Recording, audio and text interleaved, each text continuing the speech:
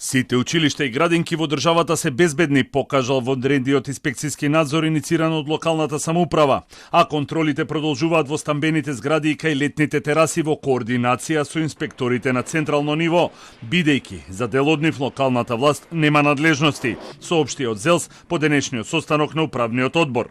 По извршените контроли на сите училишта, градинки, јавни установи, културни домови, спортски сали, односно секаде каде што најпрво се згрижуваат, се собираат на настани нашите најмлади, нашите деца, се објекти кои што се безбедни и да бидат спокојни граѓаните околу тој дел.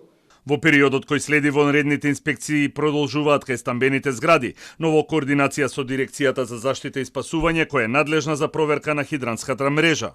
Денеска ќе дадеме како ЗЕЛС и препорака до сите општини да се направат и строги контроли до сите стамбени згради во рамките на општините од една страна и од друга страна исто така под темелни контроли да подлежат сите урбани опреми кои што се поставени во рамки на една општина.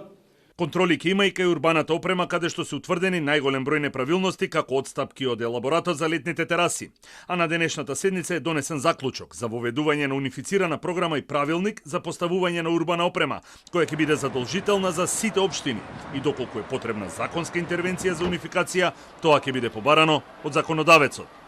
Од ЗЕЛС повторија дека состојбата со опременост на нивните инспекцијски служби е лоша и дека се потребни нови вработувања за да се надмине недостатокот, поради кој сега ќе се прави меѓусебна координација со позајмување, односно пополнување на инспектори, а се со цел да се провери последниот објект во државата за да се утврди дали е безбеден. Меѓутоа, во најмалку 40 општини нема или има недоволно градежни инспектори. Градоначалниците се децидни, потребни се законски измени за централизирана контрола, бидејќи во моментов законите не се доволно прецизирани. Апсолутно сметаме дека се недопрецизирани законите. Како и за многу други состојби сме говорели во минатот. Ние имаме состојби кои што 30 години се оставени така, каде што не се извршила законска интервенција и има огромен број на недоследности, недоречености во истите и треба да работиме во наредниот период кон тоа. Од ЗЕЛС упатија препорака до директорите на училиштата и јавните установи, сите јавни настани кои се планирани од локалната самоуправа да се откажат, а во чест на жртвите од трагедијата во Кочани да се спроведе акција за пошумување.